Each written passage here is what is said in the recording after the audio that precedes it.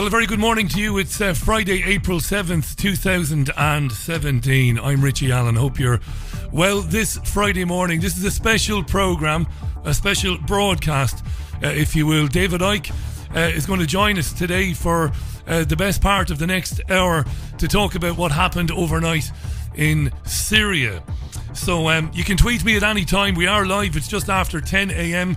It's at Richie Allen Show on Twitter. You can email Richie at richieallen.co.uk. All right, let's get on with it then. Broadcasting live from the great city of Manchester, England. This is the Richie Allen Show on davidicke.com. All right, so it's this morning then, April 7th, when people were getting up to go about their business here in the UK. This is what they were waking up to. This is Sky News.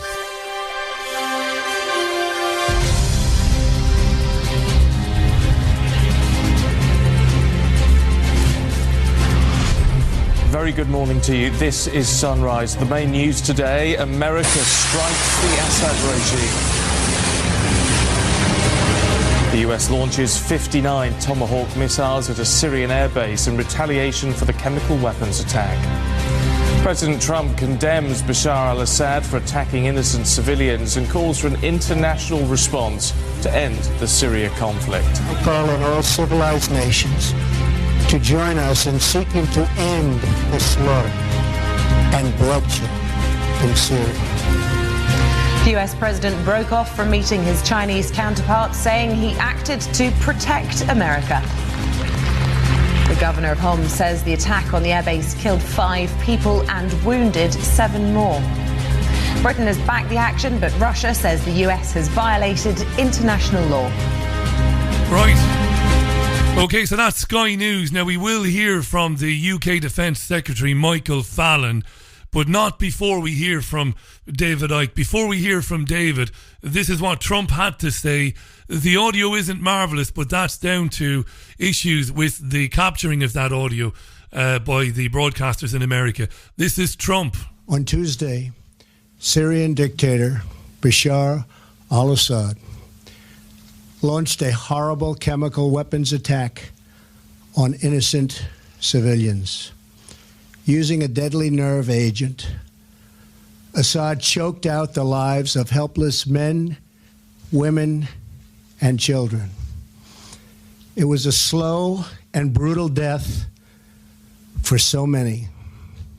Even beautiful babies were cruelly murdered in this very barbaric attack. No child of God should ever suffer such horror. Tonight I ordered a targeted military strike on the airfield in Syria from where the chemical attack was launched. It is in this vital national security interest of the United States to prevent and deter the spread and use of deadly chemical weapons. There can be no dispute that Syria used banned chemical weapons. There can be no dispute, said Trump. Now, joining me live from the Isle of Wight, he's breaking off from writing his latest book and from a little bit of downtime in between events on the Worldwide Wake Up Tour, is my friend and colleague, David Icke. David, good morning, mate, and thanks for doing this. Thanks for coming on. How are you?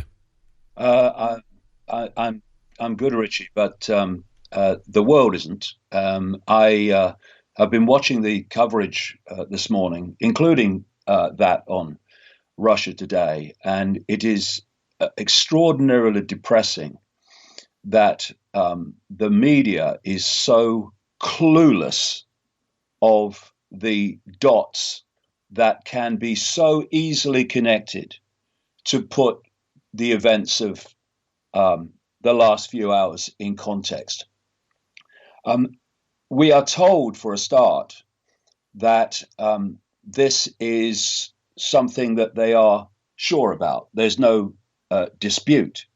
But even on the story itself, never mind the response to it, there are enormous questions about what actually happened. First of all, the biggest question, that any sane person would ask.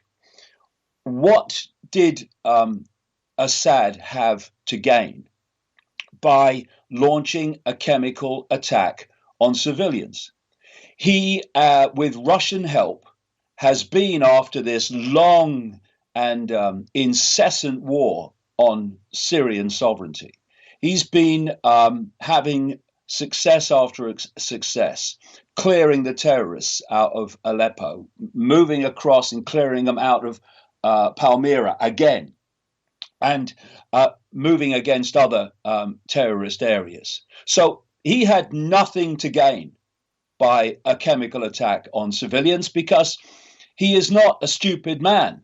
He obviously realizes that when the Western world in general, and particularly Britain, America, Israel, Turkey, etc., want rid of you so badly that the last thing you need to do, especially now when things were going so much better, was to give them an excuse to do what they've just done.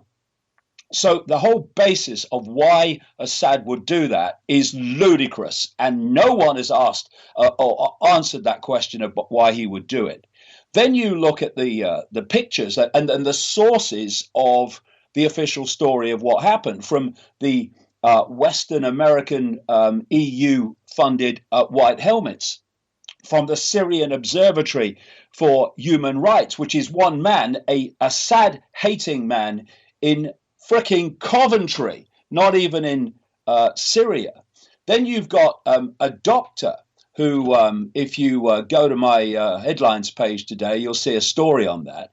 A doctor who's been hailed as a hero for treating people after the attack, who is or was a part of a group, it was claimed, and this became part of a court hearing, which eventually didn't go to the end because prosecution witnesses didn't give evidence. But he was connected to a group that kidnapped the British reporter John Catlin. And then you look at a video this doctor made when he's saying all this is happening and this sarin attack and it's mayhem. Well, what is he doing making a video when that's happening if he's a doctor? And then you look at the fact that he was tweeting at the same time saying this is the latest from the sarin attacks. Patients still flooding in. Our hospital getting full from the sarin attack today. Anyone that wants evidence, I will video call you. And then you look at the pictures of people like the white helmets who are directly touching people who we're told have died from the sarin gas. And against that, with no protection, by the way. And then you look at the sarin gas protocol, which I got out this morning. Sarin is a nerve agent that causes severe disruption to the nervous system and interferes with muscle control and organ function. Exposure to even small doses of sarin can be lethal. Damage can occur within 1 minute of exposure. And the same protocol says that gas masks will only protect the eyes and lungs. Normal clothes provide little to no protection, as sarin will penetrate clothing and be absorbed across any body surface. And there's the pictures of people with no protection whatsoever, just normal clothing, these white helmets, etc., directly touching these bodies of people who have apparently been killed by the sarin attack. People are told to wear protective clothing, including a respirator. That's not what we see. And use heavy rubber gloves for protection. If possible, decontaminate in an area away from where treatment will be given. None of which we've seen. Now, I'm not saying that that there was no gas attack. We don't know that yet. What is very clear, however, is that there is fundamental doubt even about the basic story, never mind who did it, from those pictures we've seen in relation to what must happen in terms of protecting yourself from a sarin attack and sarin gas. And what we are looking at, Richie, is a time warp. We are now back in 2003. We're back in the early 1990s with the Gulf War, 2003 with the invasion of Iraq. We are back with the weapons of mass destruction in Iraq to justify an invasion. We're back with Bush and Blair. I mean, that clip, Richie, that you've just played of Trump justifying the attack could have been George Bush. Yeah. Could have been Tony Blair. Could have been Obama and Clinton justifying the mass murder from the air in Libya. It's the same process, problem, reaction, solution. Create the problem or the illusion of a problem. They both work. Get the public to react to the problem. And the thing they're really trying to get when you're trying to get a reaction in problem, reaction, solution, you want an emotional reaction. Because emotion doesn't do critical thinking. It just reacts. And that's why it's all emotion. That's why Trump's talking about beautiful babies and in that horrific speech. And we are looking at something that is actually the reverse of what appears to be happening. When I asked the question, what would Assad benefit or gain from doing this? The answer is, of course, nothing. But it brings us to a key question, which is the antidote for problem, reaction, solution, which is who benefits? Who benefits from something happening, and who benefits from us believing the official story of why it happened? And the answer to that question today is that alleged gas attack was for the benefit and only for the benefit of those that want to remove Assad from power and take control of the entirety of Syria. That's who benefits, and that's why it has happened.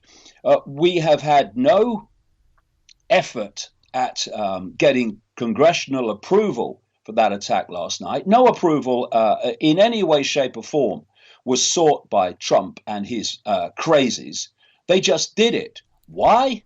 Because they did not want to wait until there was more investigation into the background of the attack. Yeah. As the UN have said, we don't know yet even what the delivery system was for the attack. They don't want to wait around until, as they say in the media, don't let too many phone calls spoil a good story. In other words, don't check it out because the story might not stand up then and you can't publish it. And it's the same principle. Don't let too long go before you respond, because if you do, then your justification of that response gets destroyed. And it's interesting that, you know, I'm seeing people this morning saying, people said Hillary Clinton would have taken us into a war with Russia and they voted for Trump because they thought he wouldn't. And look what's happened. You know, at some point, I mean, it is happening more and more as I go around the world, I'm seeing it. But at some point, the collective human psyche and the collective psyche of the pathetic mainstream media will have to realize that this world is not controlled by the forces that you see. It's controlled by the forces in the unseen that work their agenda through the forces and the here today, gone tomorrow people that you see.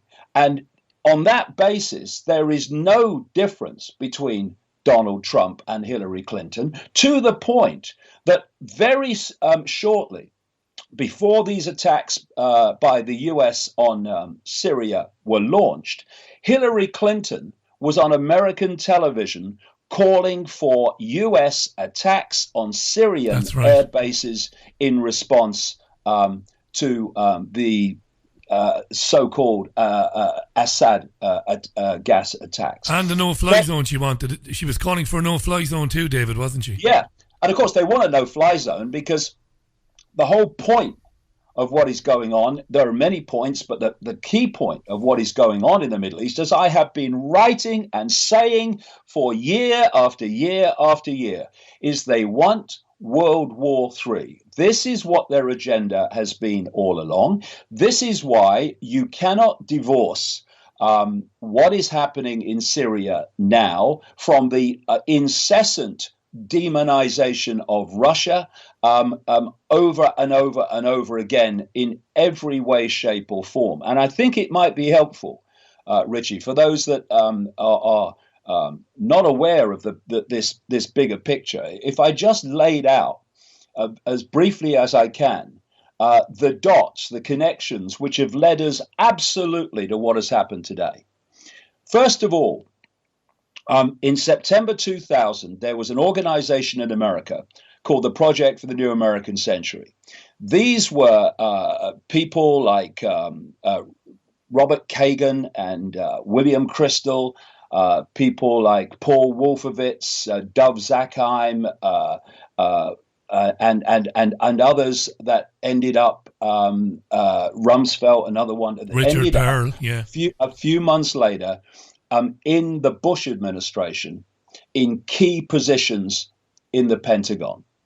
You had Rumsfeld as Defense Secretary. You had Wolfowitz as his deputy. You had Dov Zakheim controlling the whole of the budget as comptroller of the Pentagon.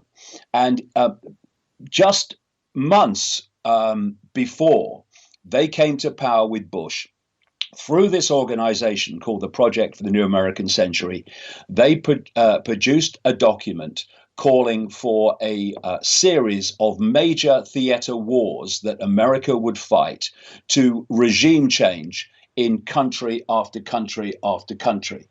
American forces, they said, to fight and decisively win multiple simultaneous major theater wars. And these were some of the countries that they named that they wanted to regime change in that way: Iraq, Libya, Syria, Iran, North Korea, China.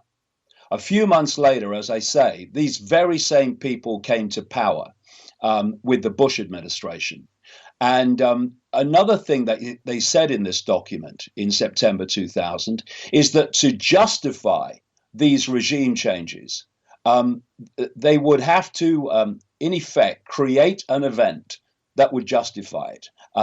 In the words of the document, further, the process of transformation is likely to be a long one, absent some catastrophic and catalyzing event like a new Pearl Harbor. And 9 months after those people came to power with Bush, 1 year to the month after that document was produced, they had in America what Bush called at the time the Pearl Harbor of the 21st century, 9/11.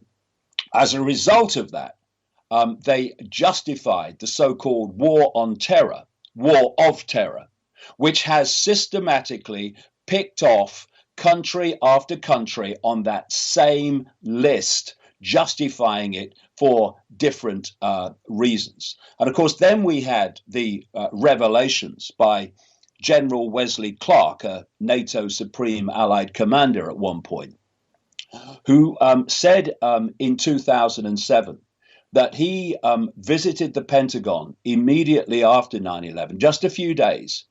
And he saw Rumsfeld, he saw Wolfowitz, and then he met a general, a friend of his, on the Joint Chiefs of Staff at the Pentagon, who told him days after 9/11 they were going to invade Iraq. Why, says Clark, what's the connection with Iraq? And the general said he didn't know, and he probably didn't through this fierce compartmentalization of knowledge. A few weeks later, by this time the United States is in Afghanistan, Clark said on this TV program, he went back to the Pentagon and he met the same general. And he said to the general, why aren't we invading Iraq? I thought we were going to invade Iraq. Oh, it's worse than that, sir, said the general, picking up a piece of paper. We've just had this down from upstairs. In other words, Rumsfeld's office, Secretary of Defense.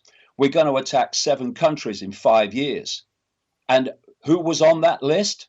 Iraq, Libya, Syria, Iran, and so on.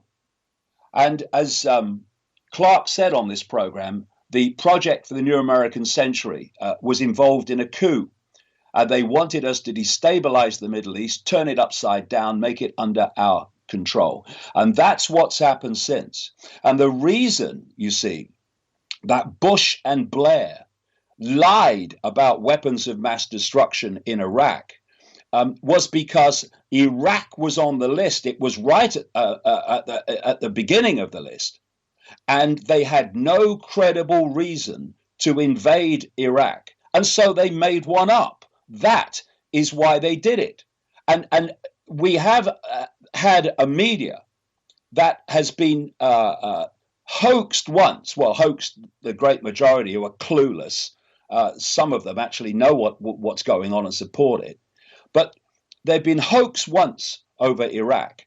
And now they're being hoaxed again in exactly the same way. I mean, I scan my eyes across the mainstream media in search for a brain cell on active duty, and I have failed to find one so far, particularly in the last few days. It's dreadful this morning, David. Then we move on. We move on to Libya. It's another one on the list. They wanted to get rid of Gaddafi, and so they funded armed and trained terrorists and mercenaries to attack Gaddafi, at which point there was silence. And then when Gaddafi responded to those attacks, you couldn't get a microphone quick enough. He's killing his own people. What are they saying about Assad now? He's killing his own people. Now, here's another point. By the time they are ticking Libya off the original list, it's no longer Bush and Blair. It's Obama and Cameron and Hillary Clinton. The parties have changed, the personnel has changed, but the same agenda and the same list of targets are being ticked off. Why? Because these are here today, gone tomorrow gophers. It's that which is always there that is orchestrating this, and that's why nothing changes. When they've done for Gaddafi, then they move on into Syria, with a lot of the people that had been the so-called rebels in Libya moving to Syria to carry on there. Again, now we have another one on the list being ticked off. And then we come to Roland Dumas, the former French Minister for Foreign Affairs, on French television, who said the following about the British connection to the systematic triggering of this war in Syria, so-called civil war. Actually, it's a proxy war for the West to remove Assad, as per list. He said, I'm going to tell you something. I was in England 2 years before the violence in Syria on other business. I met with top officials who confessed to me that they were preparing something in Syria. This was in Britain, not in America. Britain was organizing an invasion of rebels into Syria. They even asked me, although I was no longer Minister for Foreign Affairs, if I would like to participate. Naturally, I refused. This is all before it started. And he goes on to talk about the connection to Israel. But let me quote from this. This is 1 month. This is a US Special Forces unconventional warfare strategy from November the 30th, 2010. This is 1 month before the so-called Arab Spring began in Tunisia. This is what it says. The US military's unconventional warfare strategy requires that target state population perceptions are first groomed into accepting an armed insurrection, using propaganda and political and psychological efforts to discredit the government, creating local and national agitation, helping organize boycotts, strikes, and other efforts to suggest public discontent before advisors and foreign propaganda, material, money, and weapons and equipment are brought in. This is exactly what's happened in country after country. And this document goes on to say this, that if the regime that you are targeting responds like Gaddafi and Assad, why wouldn't they respond? Then you use that for your benefit. This is what it says. if retaliation by the target government occurs, the resistance can exploit the negative consequences to garner more sympathy and support from the population by emphasizing the sacrifices and hardship the resistance is enduring on behalf of the people. He's killing his own people. Now, this is where it went pear-shaped, Richie, for them. And this is how we ended up with what has happened today. The crucial point was when Vladimir Putin could see where this was going. And of course, they have bases in Syria. He could see where this was going. He could see that actually the so-called coalition led by the US wasn't trying to remove ISIS from the Middle East and particularly from Syria, because the idea, as many insiders have confirmed, was to use the ISIS they created as a way of getting rid of Assad.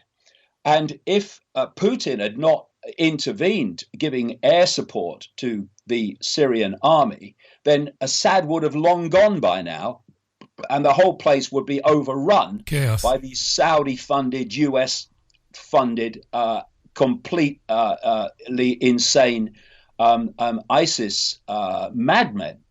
But Putin did intervene.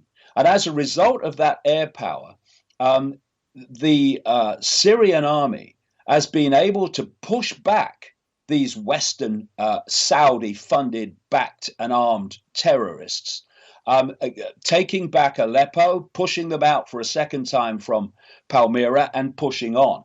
The whole strategy, Richie, of the Project for the New American Century, published in the year 2000, was going off kilter. It was going off the script because they thought that they would remove Assad pretty much as quickly, or not too longer, than they did Gaddafi. It hasn't worked. So we have a situation just a few days ago where Assad and Russia have been so successful in pushing ISIS back and gaining more and more ground that people like Tillerson, the present Secretary of State and oil executive, was saying for the first time that removing Assad will not be a prerequisite to finding some solution in Syria. It's the first time it's been said. So they have a problem. Assad is not going, and far from going, he's getting stronger and stronger with Russian support. So what do? You have a situation, problem, reaction, solution, where you, in some form, either setting it up or creating it in some way. This sarin gas attack, as claimed, based on no evidence whatsoever in terms of Assad being the perpetrator. And you use that as quickly as you can. Like I said earlier, mate, don't let it go too long, because your justification will be diluted by evidence and research. Yeah. So that's why we've had it. It's precisely to get this Project for the New American Century agenda back on track, where it was falling apart. And if they use this now to justify the removal of Assad through military means, where does that leave Russia, China, etc.? Are they going to take that? And as I've said for so long, that the plan all along has been to create a World War III out of the Middle East and this very area that we're talking about. But also, of course, another country, and in many ways the prize country on that Project for the New American Century wish list, was Iran. Iran, of course, that is closely connected to Russia and also to China. Iran that's involved in supporting Assad. And if Syria goes, as a result of this hoax, then it will be Iran next and Lebanon, because that also on the list. This is the background, Rich. I've talked for a long time. Sorry about that. No, mate, it's important. It's important. But these dots have to be connected before a single incident like we've had in the last few hours can be seen in its true context. It's vital because absent of you doing it, nobody else is doing it. The breakfast television programs this morning were overrun by people explaining why this was a very measured, careful and appropriate response to what happened. I'm going to do a very quick recap. Then we're going to hear from Michael Fallon briefly before we hear more from David about where this is going. It's exactly 10:30. The only reason I note the time is because this will be on David's YouTube channel when it's finished. It'll be on mine as well, and we'll have it on podcast and everywhere else. But of course, things are happening all the time, so I don't want you to think that we're out of the loop. As we're live, this is what's happening. 59 Tomahawk missiles launched against an airbase near Homs yesterday. People have died. We don't know how many. Some estimates saying 10, 12, 5, 7.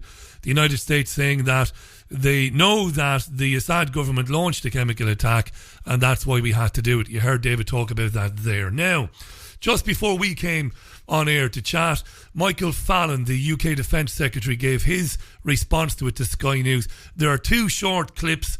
I would ask you to listen very carefully to what he says, particularly in the second clip. This is Michael Fallon earlier. We've seen the first test of the Trump administration here, faced with the first gas attack, and there have been previous uses of gas by the Assad regime in Syria, flouting international law. This is the first time it's happened under the Trump administration, and they've decided that they want to help deter it in future. So this was a very limited, very appropriate, narrowly focused action to attack the airfield, the aeroplanes and the equipment that the United States believe was involved in the gas attack, to deter the regime from future attacks and hopefully therefore to save lives in future. Now, Stephen Dixon was conducting the interview there, regular Sky presenter. Dixon then asked the obvious question: what about the UK's participation going forward? Well, we work with the United States in the international coalition against terrorism in Iraq and Syria. This particular action was taken by the United States on their own. They did not ask for our assistance, but the President himself last night in his television appealed to all countries now to redouble their efforts to bring about a political settlement in Syria. This civil war there has gone on for more than 5 years. Hundreds of thousands of people have been killed. Millions of people have been displaced from their homes. Half the country has been destroyed. And we've all now got to work much harder to bring about a future democratic settlement in Syria in which President Assad will play no part. David, what do you reckon? Well, Michael Fallon is a classic example of what I'm talking about, the complete irrelevance of their existence, except as vehicles to articulate an agenda from the shadows. If it wasn't Michael Fallon, if it was someone else, a Labour or Liberal Democrat, they'd probably be saying the same. So we've got to go beyond the here today, gone tomorrow politicians, because they are just gophers for this hidden hand in the background. And compartmentalization is so fierce in terms of knowledge of it. I've been investigating it now for 30 years nearly. That many of these people will be also clueless. They'll just be briefed by their always there civil service, and they just repeat it. Michael Fallon, if there's a reshuffle, he'll go and be an expert on something else he knows nothing about in another department. And the hypocrisy is staggering. You have him there, like all Western politicians, nose in the air, full of their own self-purity. We have Theresa May, who's just been given apparently the highest civilian honor by Saudi Arabia, the very country that has helped to create ISIS in conjunction with the West. And let's not forget this. This is not Islam we're talking about. This is Saudi Arabian Islam, the Wahhabi version of Islam that only goes back to the 18th century. And that's why the beheading, women suppressing to the extreme, and all the horrific things that go on in Saudi Arabia are mirrored by the behavior of ISIS. They're mirrors of each other because ISIS is an extension of the Saudi Arabian regime and the Saudi Arabian made up version of Islam, which then gets the whole of Islam. I mean, I'm not into any religion, but tars the whole of Islam with the same perception of violent extremism. And you've got Theresa May, who of course will be in front of the microphones and the cameras soon, pontificating in just the same way from her illusory moral high ground. And you have Donald Trump as well, who's talking about beautiful babies dying and how this is unacceptable. And they're both arming to the teeth the very Saudi Arabian regime that is causing such death, destruction, yes, for beautiful babies, in Yemen day after day after day. This is the same Trump regime that's supporting what is happening in Mosul, in Iraq, which is causing mass civilian casualties to beautiful babies. The hypocrisy is unbelievable, but they don't want you to connect the dots. They don't want you to do this. I mean, for a mainstream media not to be connecting the most blatantly obvious dots to anyone with half a brain cell on active duty is either the height of stupidity or they know they're doing it. And it's probably a mixture of both. But not to be able to see this is insane. How can you not say to Fallon when he comes out and says things like that, but hold on a minute, look what you're arming to happen in Yemen? Never. Or what about these 200 civilians in Mosul that were killed in one US airstrike recently? No mention either side of the Atlantic in terms of the media. If the media is worth its existence at all, it's to call out the hypocrisy of power.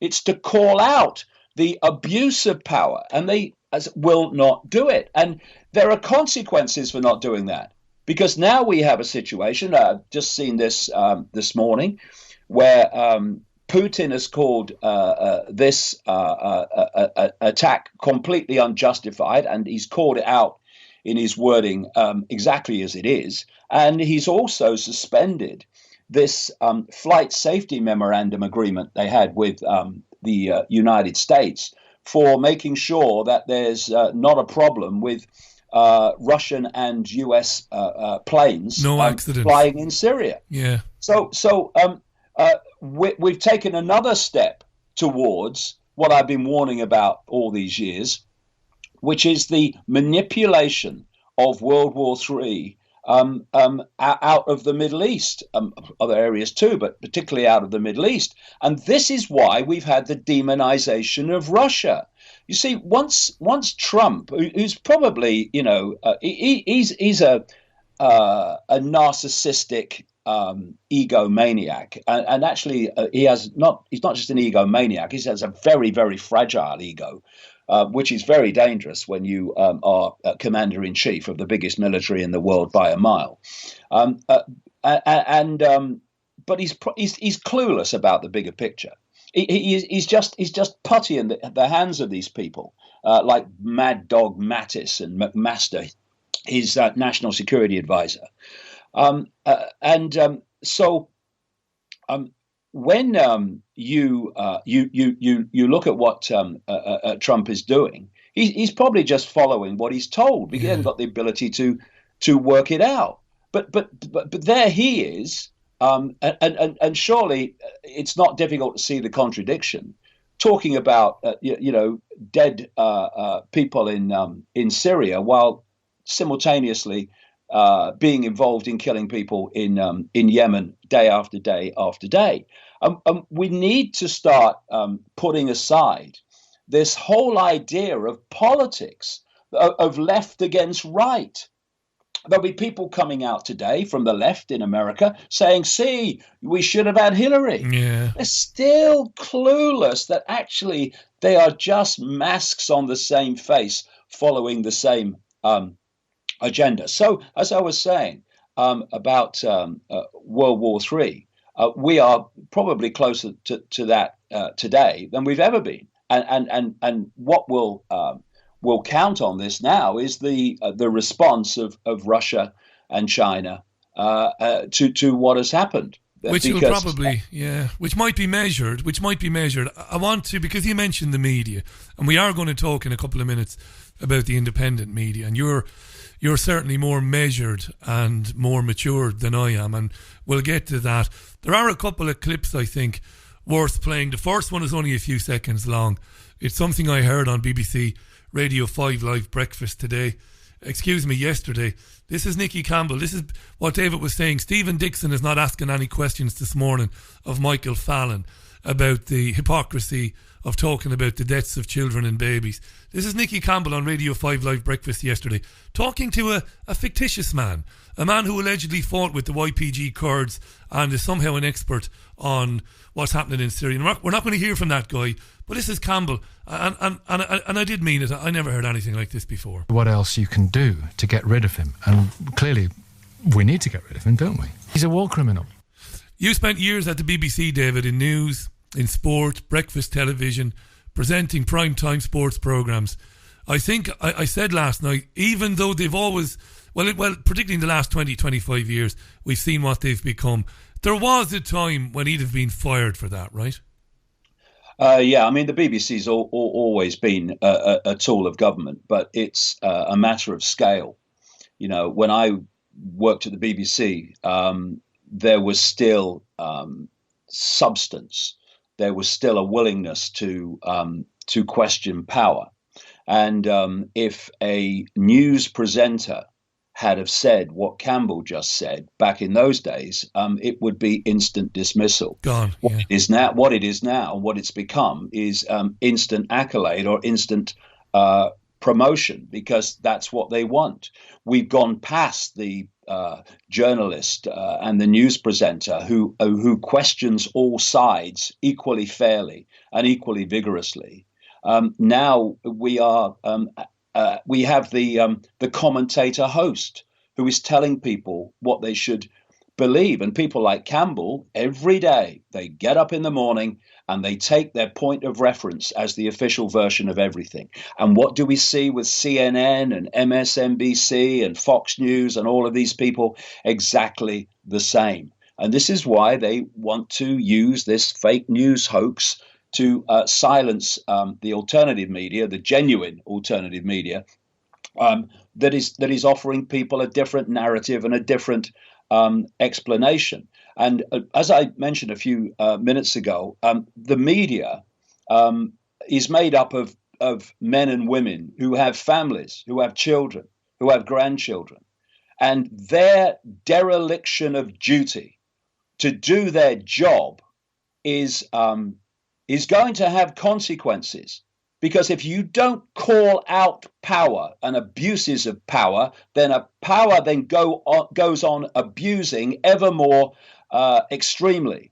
And so the weapons of mass destruction in Iraq in 2003, if we had a proper journalistic media in the mainstream who did the research and called them out, they could have dismantled the excuse to go into Iraq, kill and maim all those people, and trigger the series of events that led to the catastrophe that is now the Middle East. Now, today, in the last few days, they've had the opportunity from the experience of being hoaxed once, well, more than once, but particularly then, to actually go down a different road and call out power and say, when they say there's no doubt about it, say, well, okay, show us your evidence. But they don't, because they're going down the same road. Why? Because they are pathetic. And a lot of it is ignorance. You know, they get their views from the 24-hour rolling news on the newsroom telly or the morning papers. And anyone that's challenging that narrative, people like me, they're crazy and to be laughed at, ridiculed and dismissed. I mean, what we have is, again, what I've long called the human disease, the arrogance of ignorance, the ignorance of what's going on in the world, because you just take what people tell you in the mainstream and believe it, and the arrogance that anything beyond that must be crazy and can't be true. Once again, arrogance and ignorance have consequences, because this is leading inevitably to a global conflict, because that's what this Project for the New American Century process has been all about. David, that's a brilliant lead-in. 3 world wars to transform global society and to put into place a world government and a world army dictatorship on the grounds and the justification of we must stop this ever happening again. Look at the First World War. Look at the centralization of power justified after it. Same after the Second World War. And the Third World War is there to complete the job of total centralization of global power, dictating the fine detail of everybody's lives. Think of a global version of the European Union, for instance, and worse. And these are the consequences of ignorance. And they're trying to shut the alternative media down, yes, but they haven't quite done it yet. And therefore, ignorance is still a choice. It is still a choice, Get informed, for goodness sake, or take the consequences and let your children take the consequences of being uninformed about what's actually happening before your eyes. This segues brilliantly into a clip I'm going to play now, which is 90 seconds long. David was talking there about the using of the first 2 world wars and the coming Third World War to lay out this new order of a global governance system. Richard Haas is very significant in this. He's the president of the Council on Foreign Relations. Now, if you've been reading David's books over the years, the last 15, 20 years, you'll know all about the round table, and you'll know all about the groups that came out of that, like the Council on Foreign Relations, and the influence it has in laying out the agenda for the puppet politicians that David was talking about earlier. Now, Haas has written this book called A World in Disarray.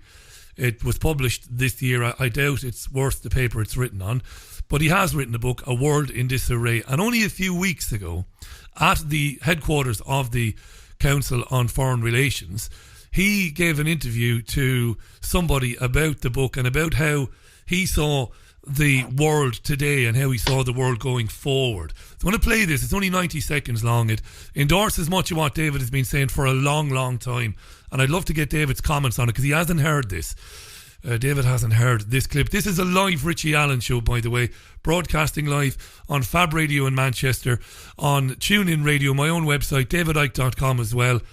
And we're here because of what happened overnight in Syria, where Tomahawk missiles slammed into an airfield near Homs. People have been killed. The United States blaming the for us, the obvious false flag accusations of a chemical attack by Assad. Listen to Richard Haas, the president of the Council on Foreign Relations. This only about 6 weeks ago.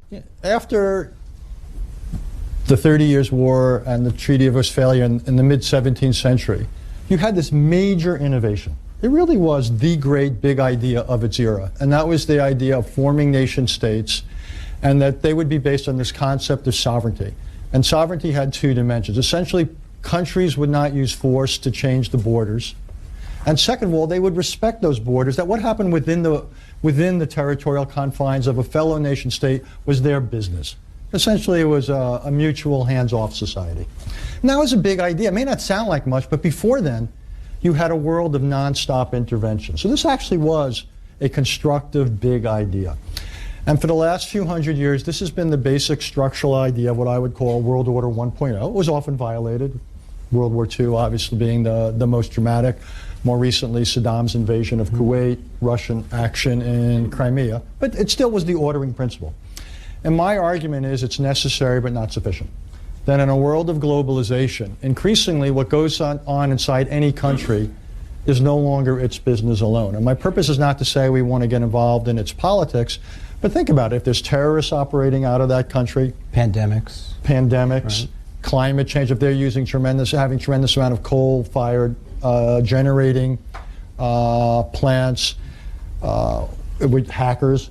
Basically, you can't use your territory as something to hide behind. So my argument is we have to respect it, but if sovereign states are going to derive the benefit of sovereignty, they've also got to meet the obligations. And what I'm arguing is that this ought to be now the next operating principle for the world. I call it World Order 2.0. Sovereign obligation. Sovereign obligation. And this ought to inform the consultations the United States has with others. World Order 2.0, David. It's interesting that he said what we know as centuries of British imperialism and mass murder, he described it as interventionism has always been there, had always been there previously. That endorses everything you've written about for much of the last 25 years and what you said in the first 45 minutes today. Well, whatever Richard Haas says is bad for humanity, but it's worth listening to him because he's telling you what the agenda is. He's giving it as an opinion of how things should be, just like Soros and just like Zbigniew Brzezinski. This is what I think should happen. What they're telling you is what is planned to happen. It's interesting there. He says climate change. This is what I've been saying all these years, that climate change caused by humans is a hoax. And people say, why is it a hoax? Why would they do that? He's just told you. It's one of the means they are going to justify the world government with, by saying to save the planet, we must have a world government that imposes climate law on everyone. This is just one of the ways that they're planning to justify the world government. But another name is very much involved in what Haas was talking about there, George Soros. George Soros, of course, who comes up all over the place when it comes to manipulating this agenda onwards. And I was writing about this in one of my books, maybe 2 books ago, maybe. What Soros proposed just before the Arab Spring, by the way, which his organizations fundamentally helped to trigger under the cover of a people's revolution, when actually it was just the start of a proxy war by the West and the US against Middle Eastern countries, that list I'm talking about. Soros came out and said, we've got to change the nature and the perception of sovereignty. So we move the definition of sovereignty from a government to the people. Because when sovereignty was said to be the government, then you couldn't justify invading and overthrowing a government and say that you weren't basically destroying their sovereignty and attacking their sovereignty. Because the government was the sovereign entity. Once they moved it from the sovereign definition from the government to the people, now they could invade a country. Because no longer were they, under their definition, invading a sovereign nation. They were helping the people who were the sovereign nation to overthrow a government that was treating them badly and impinging on the sovereignty of the people. You see where I'm going with this? Different definition suddenly changes the whole game. And Soros started pushing that, which was then accepted just before this Arab Spring began. And then they could say, we're not going against the sovereignty because the sovereigns are the people. We're helping the people against the government. This is all connected. This is the language they're using. I want to ask you, right, in the last few minutes, I want you to talk about the genesis of, maybe not the genesis of, but the evolution of the independent media, which I spend a lot of time, I think, talking about. Maybe I spend too much time talking about. But it seems that something called the alt-right has grown up. Celebrity has become hugely important in the independent media. People's status, their own celebrity, their own sense of self-worth. And it's led... I think that has some small part to play in how people who understood that no journalist worth his or her salt could ever endorse or should ever endorse a politician. Not to say that in a monologue you can't say, oh, well, I like what Sir Gerald Kaufman said about Palestine. I like that, and I like what this person said. Not saying that's not, plausible, but endorsing people. What's happened to the alt-right, the independent media, and what happened overnight with Trump and the firing of these Tomahawk missiles, and Trump saying that he's fallen hook, line and sinker for the nonsense about the chemical weapons. What's going on with this media, this so-called alternative to the mainstream? Well, I've been shaking my head this morning as I watch the Trump supporting alternative media, and I put alternative in quotes. I don't consider it to be so. The Trump supporting alternative media running off in all directions, and many of them trying to distance themselves from him now. Oh, I'm finished with him now. Well, hold on. You helped to bring him to power. Yeah. You told people he was different. You bought the hoax. You bought the lies. And what we need is a reevaluation of the alternative media to reevaluate what alternative really means. And it's not getting pulled into the hoax of the left-right spectrum of politics, where you support a candidate. What we're here to do, the genuine alternative media, is to expose the fact that the whole system is rigged, and it doesn't matter who you vote for in terms of anyone that can form a government, the same hidden hand will always be there. And that's what we need to focus on. Not the here today, gone tomorrow people we see, but that which is always there. And, we need to have the ability to look at things dispassionately, look at things calmly, and look at things from the perspective of what is the best for everyone. And what we have in the alternative media, particularly the Trump supporting part of it, indeed the Trump supporting part of it, is not mature people calmly looking at things and seeing them for what they are. There are too many little boys in short trousers with megaphone mouths who think it's all about them. Yeah. I got news for them. It isn't. It's about what's best for humanity. Not what's best for you, not about the size of your audience. It's about what's best for humanity. And if there's a reason for the alternative media's existence, and my God, there is, it's to expose what is not being exposed, not to get on the bandwagon of that which we are trying to expose. How you can go year after year claiming that it doesn't matter who you vote for, the same force is in power, and then fall for supporting and promoting vigorously, to a very significant extent, I'm sure, in terms of voting support, someone who was blatantly just another insider telling you what you want to hear so you'll support him, so that immediately he gets power and doesn't need you anymore, he'll do what was going to happen all along. We have a narcissist. We have a deeply immature man. We have a child. We have a man-child in the White House. When he's there, he's usually in Florida. And that is incredibly dangerous. When you have a man-child surrounded by zealots who would give evil a bad name, then you've got a very combustible situation. And it's going to take intelligence and calmness from Russia and such countries to stop this heading to where this cabal wants it to go and has wanted it to go all along. That was my final question, actually, my friend. That was what I was going to say last. I was going to say, how important is it now that the Russians, those around Putin, his advisors, how important is it that they say, right, let's pause, let's relax here and have a think about this? Well, that's important. Putin will know what's going on. He said it in his statement this morning as much, that it was basically a hoax that they've used to justify this attack. He doesn't use those words, but he says that in the words he does use.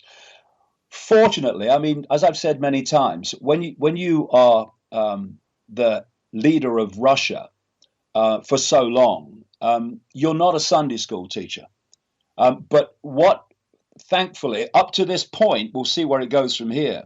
What we have in Putin is someone of intellectual intelligence to the extent that he would have every one of the leaders and sycophants in the West for breakfast, dinner, and tea when it came to intelligence.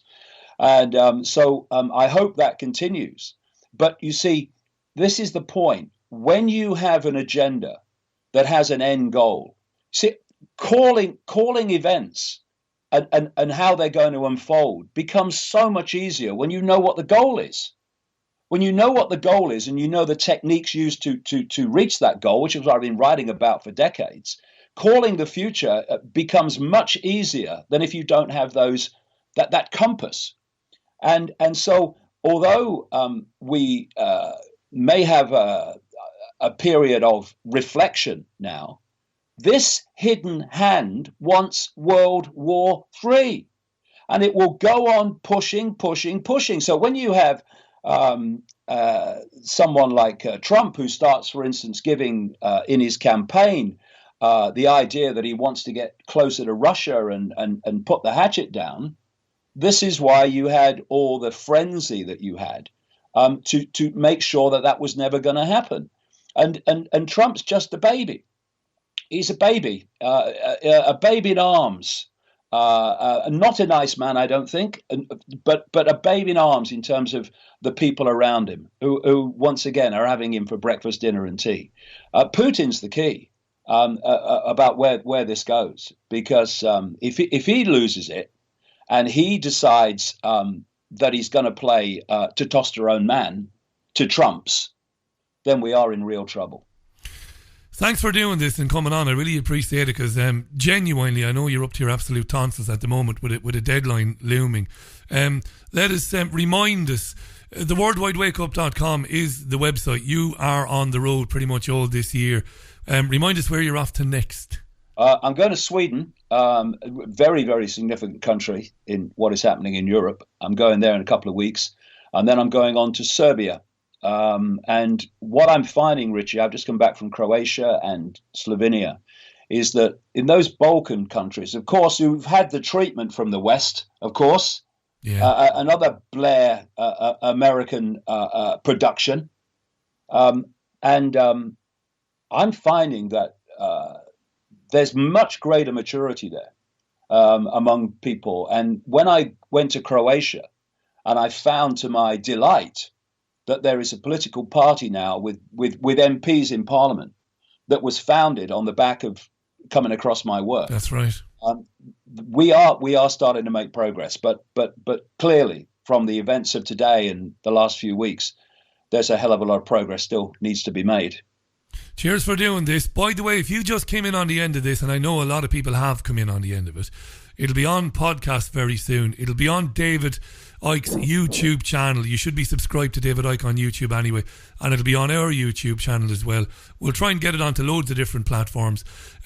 We never big ourselves up. It's not about bigging ourselves up, but what we've been talking about in the last hour, what we've been saying, it's not being said by anybody on national television and radio today anywhere. It isn't, and it needs to be said, and it needs to be heard.